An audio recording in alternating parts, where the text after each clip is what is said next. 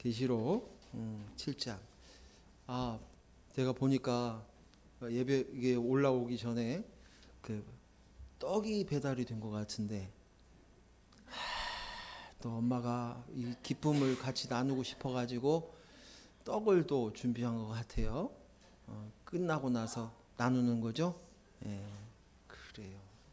좋습니다. 잔치에는 또 떡이죠. 너무 좋습니다. 그 마음에 너무 감사합니다. 계시록 7장 13절에서부터 17절까지 교독하겠습니다. 장로 중 하나가 응답하여 나에게 이르되 이 흰옷 입은 자들이 누구며 또 어디서 왔느냐. 내가 말하기를 내 주여 당신이 아시나이다 하니 그가 나에게 이르되 이는 큰 환난에서 나오는 자들인데 어린 양의 피에 그 옷을 희게 하였느니라. 그러므로 그들이 하나님의 보좌 앞에 있고 또 그의 성전에 밤낮 하나님을 섬기며 보좌에 앉으신 이가 그들 위에 장막을 치시니 그들이 다시는 줄이지도 아니하며 목마르지도 아니하고 해나 아무 뜨거운 기운에 상하지도 아니하리니. 같이 읽습니다. 이는 보좌 가운데에서 계신 어린 양이 그들의 목자가 되사 생명수 샘으로 인도하시고 하나님께서 그들의 눈에 모든 눈물을 씻어 주실 것임이라. 아멘. 어린아이에게 물었습니다. 넌 어디서 왔니? 라고 물었습니다. 그랬더니 이 아이가 당당하게 나는 우리 엄마 뱃속에서 왔어요 라고 대답했습니다. 그러자 옆에 있던 친구가 하는 얘기, 아니야 우리 엄마가 그러는데 나는 저 별에서 왔대. 저 별이었는데 별이 엄마 아빠에게 왔대. 이렇게 이야기했습니다. 여러분은 어디서 왔습니까? 어디서 왔어요? 어디서 왔어요? 우리는 어디서 왔는지라는 이 질문이 굉장히 중요한 질문이에요. 이 질문이 해결이 안 되면 평생을 힘들게 어렵게 살아갑니다. 우리는 간혹 가다가 어려서 입양이 되어서 외국으로 입양 간 자녀들이 다시 한국에 와서 자기 부모를 찾는 경우들이 있어요. 그리고 그 청년들이 그 인생을 살아오는 동안에 가지고 있었던 자기가 어디서 왔는지 그 뿌리에 대한 문제 때문에 평생 고민하고 고통받고 힘들어하고 결국 이 문제를 해결해야만 자기가 숨을 쉴 수 있을 것 같고 인생을 살아가는데 힘을 얻을 수 있을 것 같아서 결국 한국 땅을 밟았다고. 그리고 작은 부모에 대한 작은 기록이라든지 작은 어떤 증거라든지 그런 거 하나 가지고 붙들고 와서 부모를 찾는 모습들을 보게 됩니다. 오늘 저와 여러분은 어디서 왔나요? 물론 어머니 아버지를 통해서 우리가 육신의 피를 받은 자입니다. 이렇게 혼란하고 이렇게 다양한 이 시대에 살고 있는 우리들에게 있어서 우리는 어디서 왔는지 이 정확한 질문 앞에서 대답할 수 있는 저희들이 되어야 할 줄로 믿습니다. 오늘 13절에서 처음 시작하는데 장로가 묻습니다. 어디서 왔느냐고. 13절 말씀 같이 읽습니다. 장로 중 하나가 응답하여 나에게 이르되 이 흰옷 입은 자들이 누구며 또 어디서 왔느냐. 장로가 묻습니다. 이 흰옷 입은 사람들이 누구냐. 그리고 또 어디서 온 자들이냐라고 묻습니다. 그러자 오늘 사도 요한이 뭐라고 대답을 합니까? 14절 말씀 읽습니다. 내가 말하기를 내 주여 당신이 아시나이다 하니 그가 나에게 이르되 이는 큰 환난에서 나온 자들인데 어린 양의 피에 그 옷을 씻어 희게 하였느니라. 아멘. 사도 요한의 대답은 너무 간단합니다. 당신이 아시지 않습니까? 내 주여 당신이 아시나이다 라고 대답합니다. 오늘 질문이 두 가지였습니다. 흰 옷 입은 자가 누구냐? 그들이 어디서 왔느냐? 이게 두 번째 질문입니다. 이 두 가지의 질문 앞에서 대답하는 것이, 요한이 대답하는 것이 당신이 아시나이다 라고 대답합니다. 저는 왜 사도 요한이 이렇게 대답을 했을까라고 생각을 해보아요.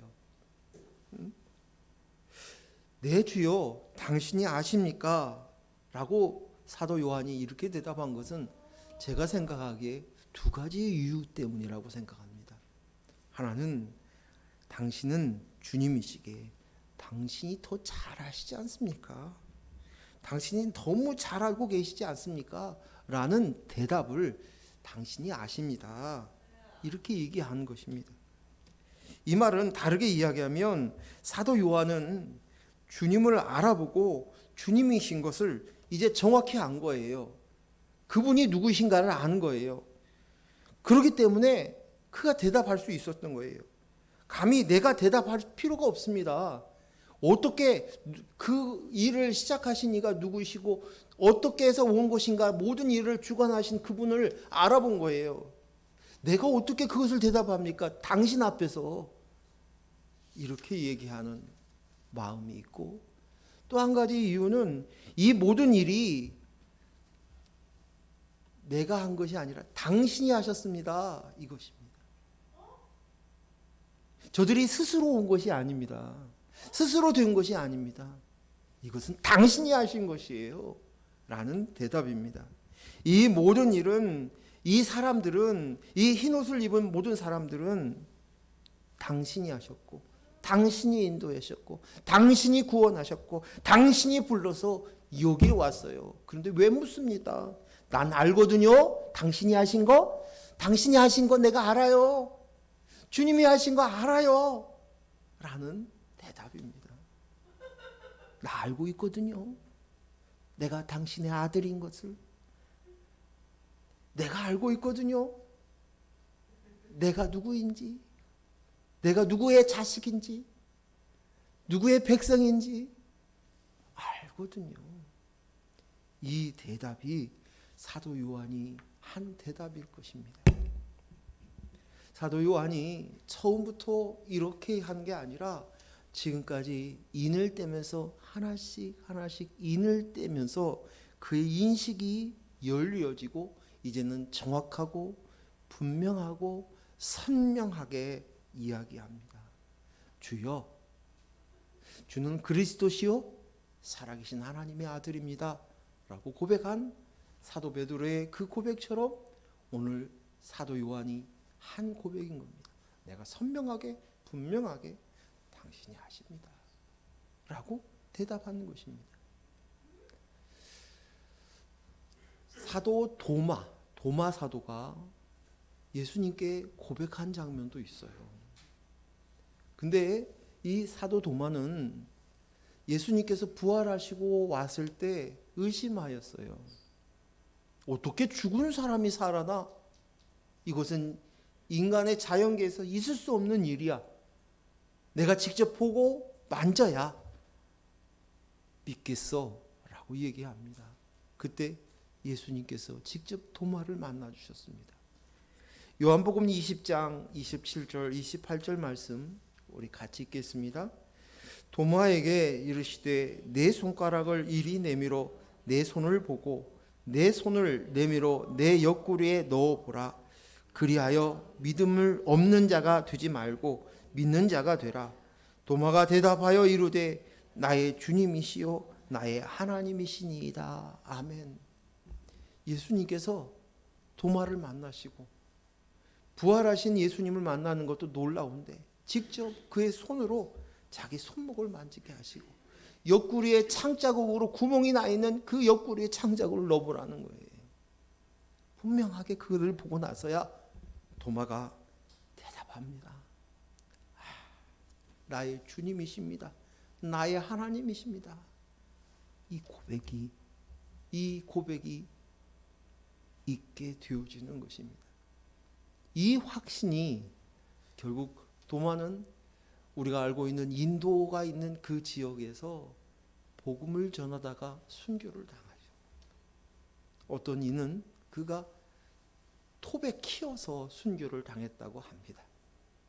그 확신, 너무 선명한, 너무나도 분명한 이 믿음이 영생을 사는 자였기에 그가 이러한 삶을 살았을 것입니다. 이제 요한이 얘기하는 거예요. 인이 점점 띄어지면서 그 확신 가운데 믿음 있는 자가 되어서 그가 고백한 것입니다. 나의 주님이십니다. 나의 하나님이십니다. 이 고백을 오늘 세례 요한이 두루마리에 인을 떼기 시작하면서 확신에 찬 믿음으로 당신이 나의 주님이십니다. 내가 주님으로부터 온 자입니다. 내가 압니다. 이제 알았습니다. 내가 당신으로부터 온 자녀라는 것을 알았습니다. 라는 고백입니다. 난 오직 예수 그리스도의 십자가로 말미암아 된 나입니다. 그리스도의 영으로 나입니다. 이것입니다. 이것이 믿음이 실상으로 바뀌어지는 거예요. 믿음으로 보았던 그것이 믿음이 실상이 되는 거예요. 히브리서 11장 1절 말씀 뭡니까? 같이 읽습니다. 믿음은 바라는 것들의 실상이요 보이지 않는 것들의 증거니라. 믿음이 이것이 믿음이 바라는 것들의 실상인데 그 실상을 보게 된 거예요. 이제는 그 믿음이 실상이 된 것이에요. 현실이 된 것이에요. 이어서 히브리서 11장 3절 말씀 같이 읽습니다. 믿음으로 모든 세계가 하나님의 말씀으로 지어진 것을 우리가 아나니 보이는 것은 나타난 것으로 말미암아 된 것이 아니니이다. 눈에 보여지는 그것이 다가 아니라는 거예요. 이 모든 것들은 바로 하나님이 하신 거예요. 본 거예요.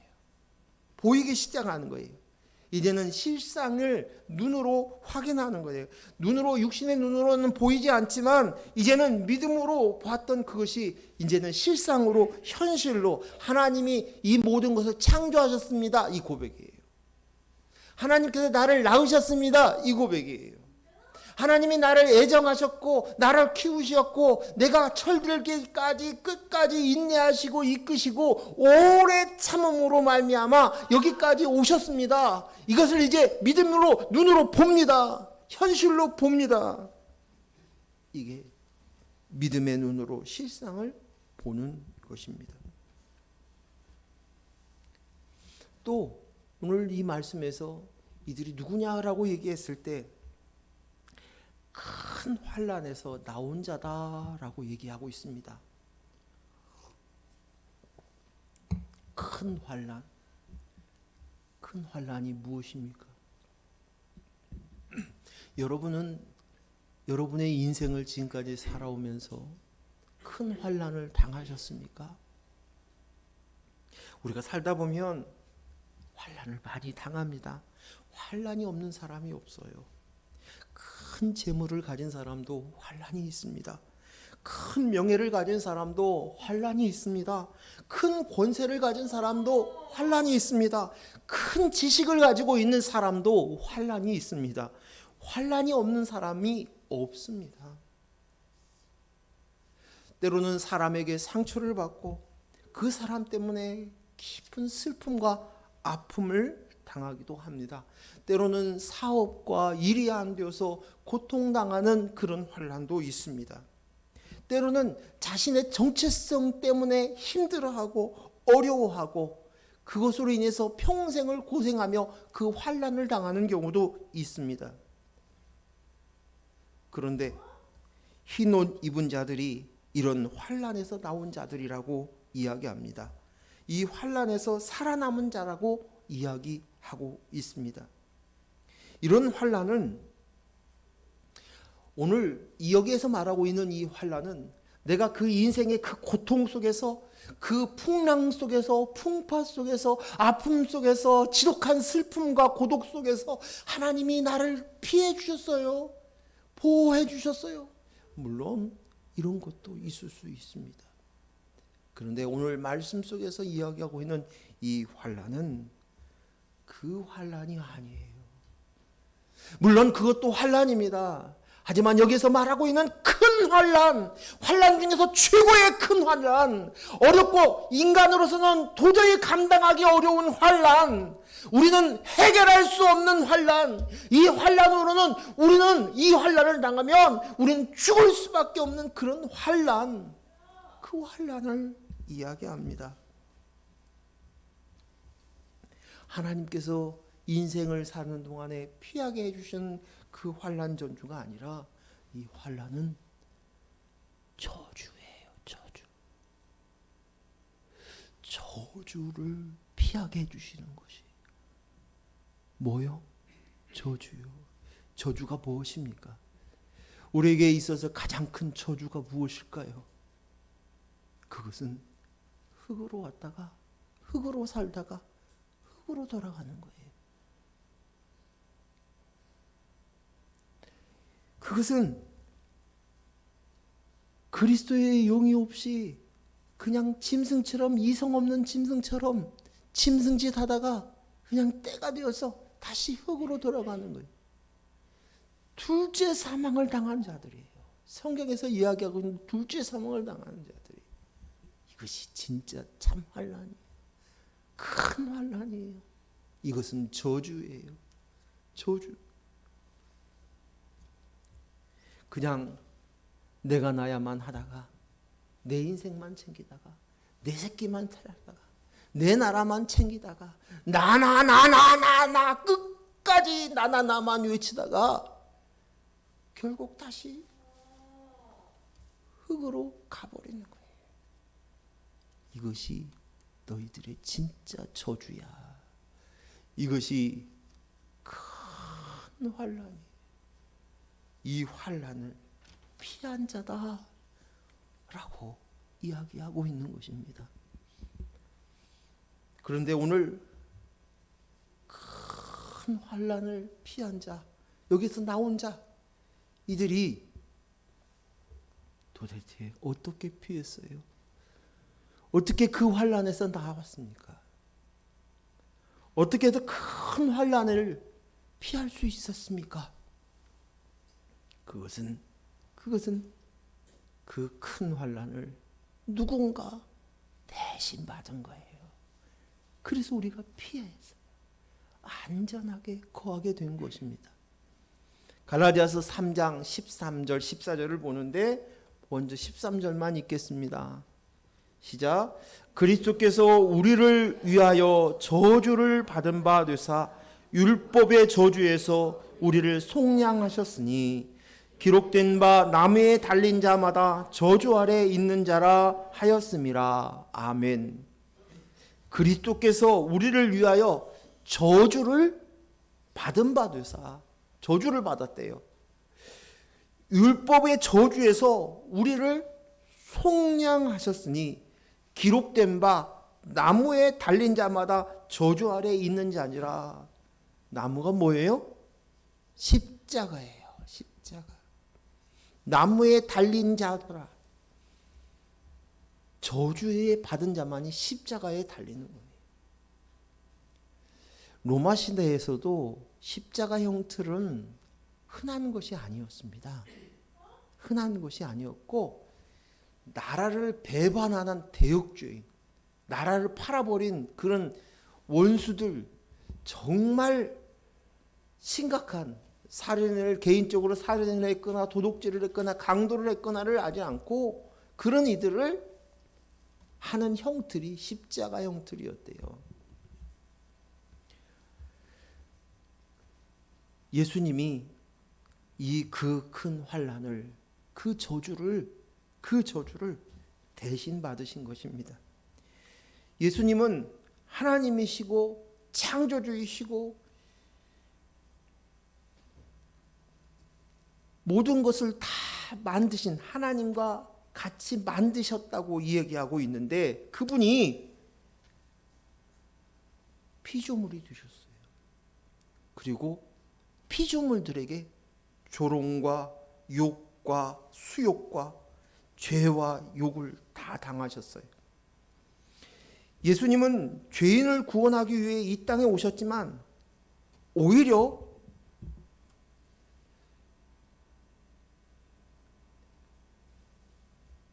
죄인 되어 저주를 대신 받아 나무의 십자가에 달리신 것입니다. 예수님에게는요, 이 땅의 피조물로 사람과 같이 죄인이 되는 그것이 어쩌면 십자가에 올라가서 받는 저주보다도 더 큰 저주였고 더 큰 환난이었어요. 그리스도의 영이 없이 인간의 모습이 된 것이, 텅텅 비어있는 짐승의 모습으로 된 것이 그분에게는 더 큰 저주였을 거예요. 이 땅 안에서 사람들에게 고통당하는 거, 무시당하는 거, 침뱉음을 당하는 거, 채찍질 맞는 거, 그것도 고통스럽지만 하나님과 단절되어지는 이 고통을 감내하시며 이 땅에 오셨어요. 내가 되신 거예요. 내 상태를 보여주시는 거예요. 얼마나 비참한 상황인지 그 저주를 실감하신 거예요. 체감하신 거예요. 내가 되셨어요. 우리는 이성 없는 짐승이어서 이런 심각한 나의 모습을 인지하지 못해요. 인식하지 못해요. 그래서 나는 정말 똑똑해. 나는 잘 살고 있어. 나는 잘 믿고 있어. 나는 착해. 나는 바르게 살고 있어. 나만큼 살았으면 됐지 뭘. 이러한 자만추에 쏙 빠져가지고 살아가는 거예요. 그런데 이 비참함에 예수님이 오셨어요. 그 비참함을 견디기 위해서 붙잡히기 시기 전날 땀방울이 핏방울이 되도록 기도하신 것이에요.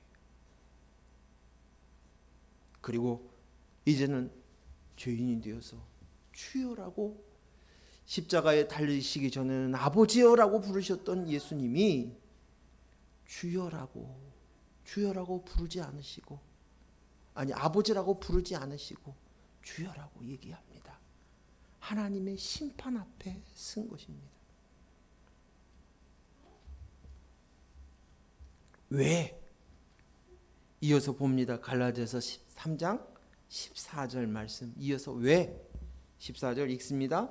이는 그리스도 예수 안에서 아브라함의 복이 이방인에게 미치게 하고 또 우리로 하여금 믿음으로 말미암아 성령의 약속을 받게 하려 함이라. 아멘. 왜 그랬다는 거예요? 성령을 받게 하기 위함이라는 것이에요. 이방인에게 이 복음이 전해서 당시에 그들 안에는 우리가 이방인이요. 그런데 성령을, 그리스도의 영을 우리에게 받게 하려고 예수님께서 이 큰 환난을, 이 큰 저주를 받으셨다는 것이에요. 그가 대신 받으심으로 우리가 피한 자가 된 것이에요. 그분이 흘리신 그 보혈로 우리가 흰옷을 입게 되었습니다. 그 이 흰옷은 이 옷은 어린 양의 혼인 잔치의 예복이에요. 예복이에요. 이 예복이 없는 자는 들어갈 수 없어요. 참여할 수 없어요. 그런데 이 예복은 내가 흰 옷을 입은 것이 아니에요. 이 옷은 우리가 입히움을 당한 거예요. 내가 입고 싶어서 입는 것이, 입을 수 있는 것이 아니에요. 자격을 갖추어야만 되는 것이 아니에요. 내가 노력으로 해서 되어지는 것이 아니라 오직 예수 그리스도께서 사랑하셔서 예수 그리스도의 십자가의 보혈로 흘리신 그 보혈로 우리에게 입혀주셨어요. 우리가 입힘을 받은 것입니다. 이것은 나와 상관없이, 나의 행함으로 나의 율법을 지킨 것과 상관없이 오직 예수 그리스도의 십자가의 공로로, 그분의 사랑으로 우리가 흰옷을 입은 자, 예복을 가진 자가 되었어요. 예수 그리스도의 십자가의 은혜로 하나님 아버지의 사랑으로 얻어진 것입니다. 그래서 고린도 전후서 마지막 절 이 말씀을 마감을 짓는데 그 말씀이 뭐예요? 맨날 듣는 말씀이죠. 고린도후서 13장 우리 같이 읽겠습니다. 주 예수 그리스도의 은혜와 하나님의 사랑과 성령의 교통하심이 너희 무리와 함께 있을지어다. 아멘. 이것을 언제 합니까? 그렇죠. 예배를 끝마칠 때마다 하는 그 기도가 이 축도예요. 오늘 우리가 되어지는 이 가운데 되어지는 이 모든 것은 예수 그리스도의 그 십자가의 은혜예요. 은혜로 내가 되었어요. 야, 예수 그리스도의 십자가의 그 은혜로 내가 되어졌어. 창조주이시고 나를 만드신 그분이 그리고 오래 참으시고 포기하지 않으시고 그리고는 결국 하나가 되게 하신 연합하는 것. 이것이 뭐예요? 사랑.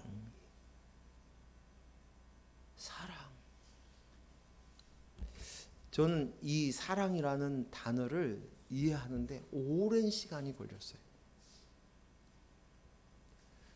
장사모님 말씀을 들으면서도 이 말씀들이 납득이 머리로는 알겠는데 납득이 100%라면 한 70%만 80%만 이해를 했는데 시간이 가면서 이 사랑이라는 단어가 점점 이해가 되어지는 거예요.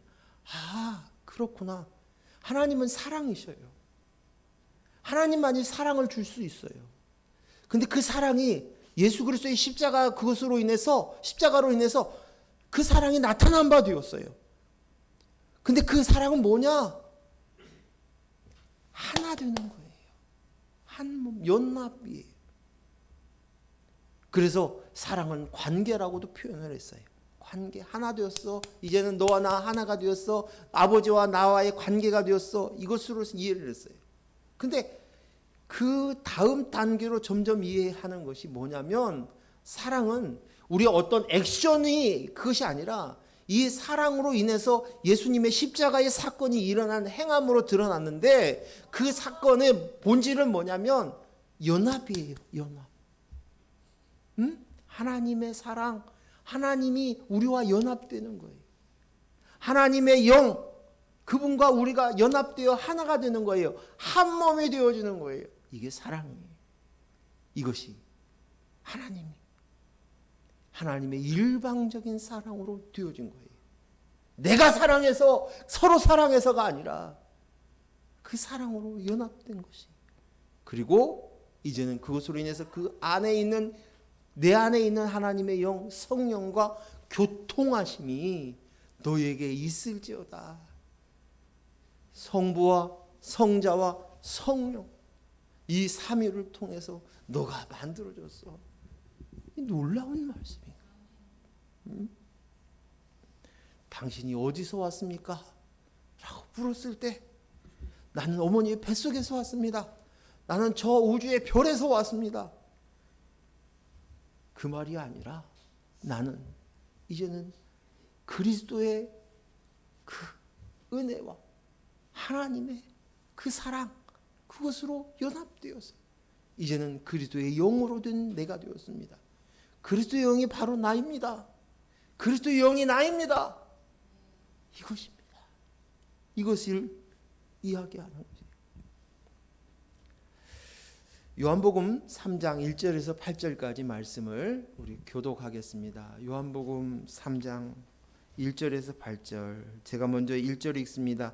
그런데 바리새인 중에 니고데모라 하는 사람이 있으니 유대인의 지도자라.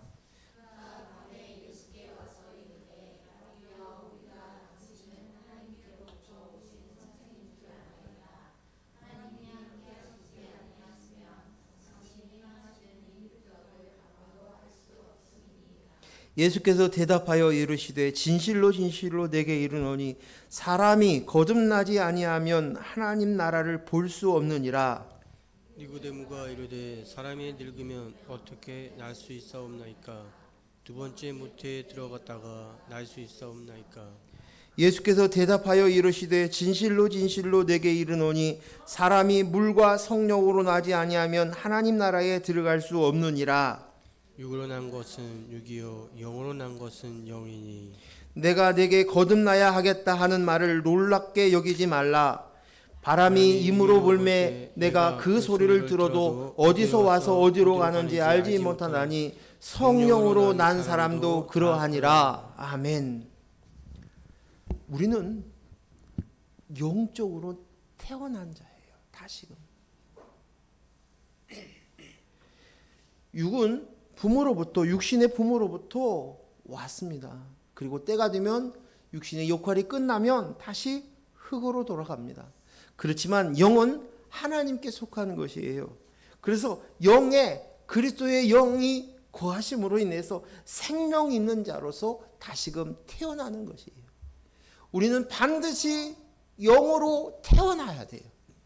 생명을 얻어야 돼. 이것이 진짜 생명이에요. 이것이 바로 있는 자만이 영생을 얻은 자예요. 예수님을 영접했다는 말은 바로 그리스도의 영이 나의 안에 거하신다는 거예요. 한 몸이 되어졌다는 것이에요. 영이 태어났다는 거예요. 이것을 중생, 두 번째 태어났다, 중생입니다. 우리가 하나님 나라에 살아야 되는 거예요. 5절에서 물과 성령으로 거듭나지 아니하면 하나님 나라에 들어갈 수 없습니다라고 얘기합니다. 물은 무엇이냐? 씻음을 얘기해요. 세례를 얘기하는 거예요. 우리의 죄가 무엇으로 씻겨졌습니까?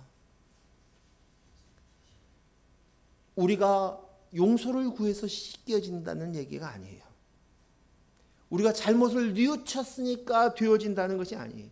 그것은 오직 예수 그리스도의 십자가의 은혜로, 그분의 그리스도의 보혈로 우리가 하얗게 되었어요. 거룩하게 되었어요. 이제 비로소 예수 그리스도의 십자가로 말미암아 내가 된 거예요.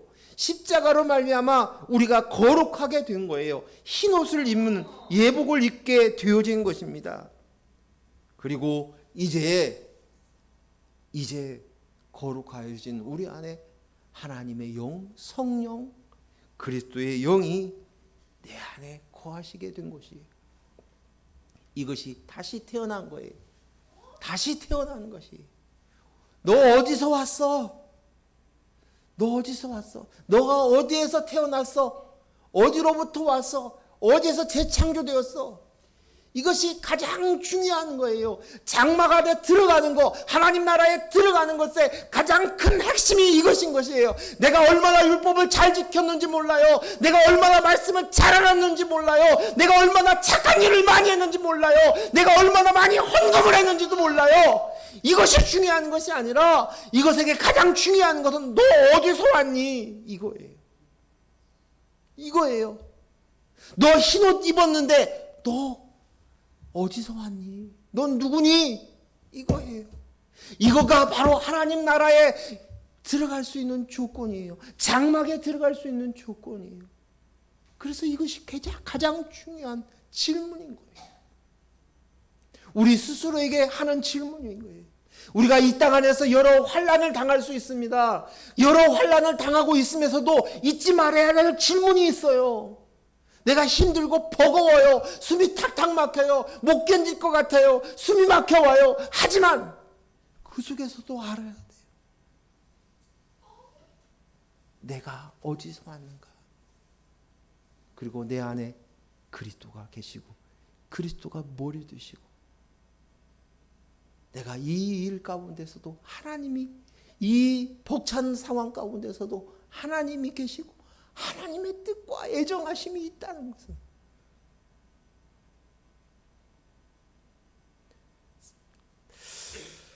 사랑하는 성도 여러분, 주위 사람들이 아무도 모르는 사이에 혼자서 골방에 앉아 있거나 화장실에 앉아서 너무 버겁고 힘들어서 통곡하신 적이 있습니까? 너무 버거워서 가슴을 치신 적 없습니까? 너무 뼛속 깊이 타는 아픔 때문에, 그 고통 때문에 힘들어 하신 적이 있습니까? 물론 여러분의 인생 가운데 이런 일이 없기를 바라지만 그런 순간을 우리는 지나갈 수도 있어요. 그런데 그 속에서도 그리스도의 영이 내 안에 계십니다. 그리고 그분이 그 일을 행하시고 나를 인도하셔요. 이끄세요. 영생의 삶으로, 하나님의 나라로 우리를 인도하셔요. 우리는 내가 나야가 아니에요. 이제는 더 이상 내가 나야가 아니에요. 내 인생 내 것이 아니에요. 그리스도의 영으로 내가 된 자에게 그 그리스도께서 나를 연합하여서 나를 신부로 여기시고 나를 이끄시고 인도하십니다. 이들만이 어디에요? 하나님의 장막 안에 거하게 하는 거예요. 장막 안에. 오늘 우리는 어디서 왔느냐? 나는 이젠 그리스도의 영으로 붙어왔습니다. 다시 태어났습니다. 재창조되었습니다. 이 고백을 기억하시기를 바랍니다. 저는 내가 나야로 살 때는 내가 해결해야 돼요. 내가 책임져야 돼요. 내가 보호해야 될 자녀가 있고 가족이 있고 부양할 자녀가 있었어요. 그래서 내 책임이었어요. 무거웠어요. 수고하고 무거운 짐이 너무 많았어요. 하지만 이제는 예수님께서 나와 함께 멍에를 매자고 하십니다. 그분이 나를 이끄십니다. 정확하게 알아야 돼요. 너 어디서 왔니? 너 어디서 왔니? 그때 저 우주에서 왔어요. 별에서 왔어요. 엄마 뱃속에서 왔어요가 아니라 나는 그리스도의 영으로 나입니다로 해야 합니다. 계시록 7장 15절 16절 말씀 읽겠습니다. 그러므로 그들이 하나님의 보좌 앞에 있고 또 그의 성전에서 밤낮 하나님을 섬김에 보좌에 앉으신 이가 그들 위에 장막을 치시리니 그들이 다시는 줄이지 아니하고 목마르지 아니하고 해나 아무 뜨거운 기운이 상하지 아니하리니. 그들이 하나님의 보좌에 있고 어디에 있어요? 하나님의 보좌에 있어요. 그 성전에서 밤낮 하나님을 섬기게 됩니다. 여러분, 성전에서 밤낮 하나님을 섬기는 사람들이 누구예요? 12지파 중에서 어떤 지파예요? 레위 지파예요. 제사장이에요. 제사장. 오늘 이들을 하나님께서 나를 위해서 선별한 제사장이라고 얘기하십니다. 우리가 제사장이 된 거예요. 밤낮 하나님을 섬기는 거예요. 그래서 하나님 보좌 앞에서 하나님을 찬양하고 경배하고 하나님과 항상 함께 합니다. 구약에서 성막은 하나님의 임재의 장소예요. 그래서 그 성막 위에 늘 구름 기둥이 있어요. 그래서 구름 기둥이 있는 것은 하나님의 임재를 상징하는 것입니다. 그 성막 안에는 무엇이 있습니까? 성막 안에는 하나님의 법궤가 있어요. 지성소 안에 법궤가 있어요. 법궤가 없으면 성전이 아니에요. 법궤가 있어요. 근데 법궤 안에는 또 뭐가 있어요? 모세의 돌판, 십계명. 또 뭐가 있어요? 만나 항아리가 있어요. 또 하나는요, 아론의 쌍난 지팡이가 있어요. 이 세 가지가 같이 있는 거예요. 그런데 이 세 가지는 다 뭘 뜻하는 거예요? 다 예수 그리스도께서 말씀이 되셔서 이 땅에 오셨어요. 그리고 예수님께서 당신이 만나가 되셨어요. 나를 먹고 마시라고 말씀하셨습니다. 이 말씀이 뭐예요? 이제는 그 말씀이 육신이 되어 이 땅에 오셨던 그 말씀이 에레미야서 31장 33절에 뭐라고 해요? 내 안에 새긴다고 말씀하시는 거예요. 말씀이 이제는 내가 된 거예요. 말씀을 먹음으로, 말씀이 육신이 되신 그 예수님을 우리가 먹고 마심으로 인하여 그분의 땀과 그 수고와 피를 통하여서 우리가 육신이 되는 거예요. 예수님이 말씀이 육신이 되어 이 땅에 오셨던 것처럼 우리도 이제는 말씀이 육신이 되어지는 거예요. 에레미야 31장 33절 말씀 읽습니다. 시작. 그러나 그날 후에 내가 이스라엘 집과 맺은 언약은 이러하니 곧 내가 나의 법을 그들의 속에 두며 그들의 마음에 기록하여 나는 그들의 하나님이 되고 그들은 내 백성이 될 것이라 여호와의 말씀이니라. 아멘. 아멘. 그렇습니다. 이제는 말씀이 내 안에 새겨졌어요. 그래서 이제는 온전하게 이제는 그 말씀이 내가 성전이 되었어요. 육신이 성전, 성령이 거하는 전이 된 것이에요. 하나님의 임재 안에 거하는 것이에요. 이스라엘 백성들은 구름 기둥이 움직일 때마다 이제 성막이 움직였어요. 그리고 이스라엘 백성들은 그 성막을 따라서 움직였어요. 하나님의 임재 안에 거하게 되어지는 것이에요.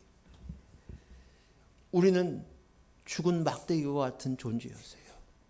아무 쓸모없는 막대기. 그런데 그 막대기가 꽂았더니 뭐가 됐어요?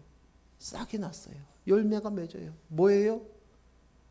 우리가 생명을 얻은 자가 되었다는 거예요. 생명, 생명. 이제 너희가 진짜 생명이야. 그냥 흙으로 왔다 흙으로 가는 것이 아니라, 이젠 짐승으로 끝나는 것이 아니라, 이제는 너희가 생명을 얻어서 말씀이 내 안에 있으니 이제는 생명이 되었다는 것이에요. 베드로전서 2장 9절 말씀 읽습니다.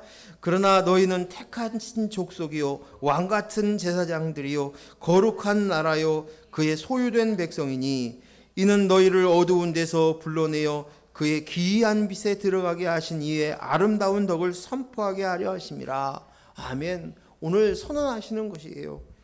우리는 하나님의 택한 족속입니다. 또 왕같은 제사장입니다. 성전에 거하고 이제는 성전에서 주는 것으로 먹고 마시면서 사는 거예요. 우리의 삶이 성전이에요. 성전. 우리의 터전이 성전인 거예요. 그리고 이젠 예수 그리스도의 십자가로 흰옷을 입은 거룩한 나라가 되었어요. 구별된 백성이 되었어요. 예복을 가진 자예요. 난 주님의 소유입니다. 나는 다른 사람의 것이 아닙니다. 사단의 것이 아닙니다. 내가 나의 것이 아닙니다. 더 이상 우상의 것이 아닙니다. 이제는 주님의 것이에요. 주님의 소유입니다. 전에는 어둠에 거하더니 이제는 빛 되신 예수 그리스도가 내 안에 들어왔어요. 그래서 세상이 빛이 되었어요. 내 안에 빛이 드러나기 시작하는 거예요. 우리는 딱 되었습니다. 다 되어졌습니다. 완성되었습니다. 하나님 나라가 되었습니다. 하나님 나라로 반듯하게 세워졌습니다. 섰습니다. 그래서 다른 어떤 애한테도 영향받지 않는 다른 어떤 공격으로부터 우리가 안전한 존재가 되었습니다. 이것이 바로 장막 안에 거하게 된 것이에요. 이것이 바로 하나님의 나라입니다. 이 장막의 의미가 무엇입니까? 장막 안에 거하는 자들이 어떤 모습이 되어집니까? 오늘 표현되어지는 것이 네 가지로 얘기하고 있어요. 그 속에 보면 다시 줄이지 않습니다. 배고프지 않습니다. 목마르지 않습니다. 지긋지긋한 타는 목마름이 사라졌습니다. 해를 받지 않습니다. 중동 지역의 그 뜨거운 그 고열 40도 50도가 되는 그 뜨거운 태양의 빛으로부터 그 해로부터 우리를 막아줍니다. 그리고 17절에 보면 눈에는 우리의 눈에 모든 눈을 씻어주신다고 이야기합니다. 우리가 인생을 살면서 얼마나 많이 웁니까? 마음으로도 울고 또 실제로 눈으로도 웁니다. 그러나 이젠 그 눈물을 씻는다고 얘기합니다. 이것이 바로 장막은 보호인 거예요. 어떠한 정죄와 판단으로부터 정죄, 보호입니다. 어떤 유혹으로부터 보호입니다.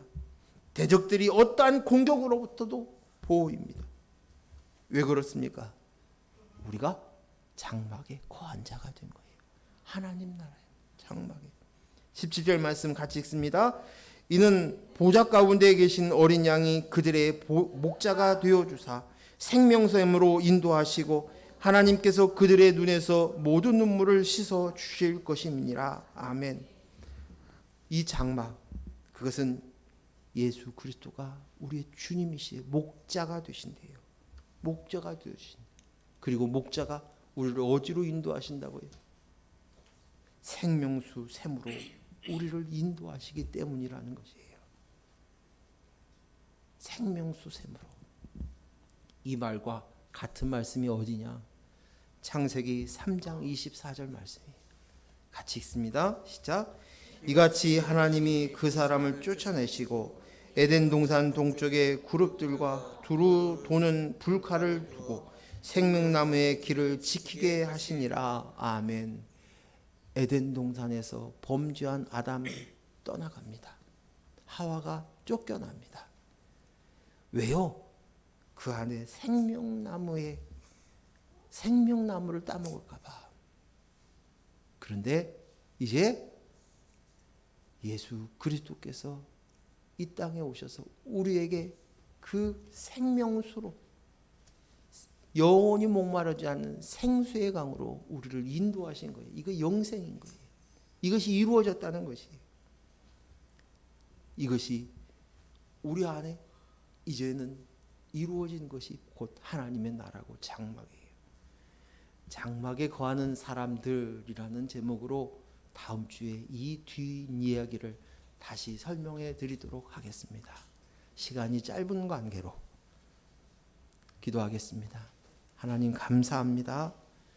오늘 주신 말씀을 통해서 내가 어디서 왔느냐라는 질문을 우리에게 하게 하시고 스스로 분명하고 확신하게 어떤 상황, 어떤 어려움, 어떤 고통, 어떤 슬픔 속에서도 내 속에 그리스도의 영으로 태어난 자인 것을 알고 나는 그리스도의 영으로 나입니다. 그리스도가 내 머리이십니다. 그리스도께서 나를 인도하십니다. 나를 보호하십니다. 나는 장막에 거하는 자입니다. 더 이상 슬픔과 배고픔과 또 목마름이 없는 안전한 곳에 그곳에 있습니다. 해를 받지 않은 자가 되었습니다. 라는 사실들을 우리가 점점 더 인식할 수 있도록 하여 주시옵소서. 세상으로부터의 어떠한 공격에도 어떠한 유혹에도 어떠한 우리를 향하여 넘어뜨리려고 하는 어떠한 해코지에도 판단 정죄로부터도 우리를 보호하시는 그 하나님을 그 장막에 거한 자가 되게 하여 주시옵소서. 아멘. 아버지 하나님 이것을 점점 더 인식하고 선명하고 분명하고 확실하게 가질 수 있는 저희들 되게 하여 주시옵소서. 아멘. 예수님 이름으로 기도했습니다. 아멘. 아멘.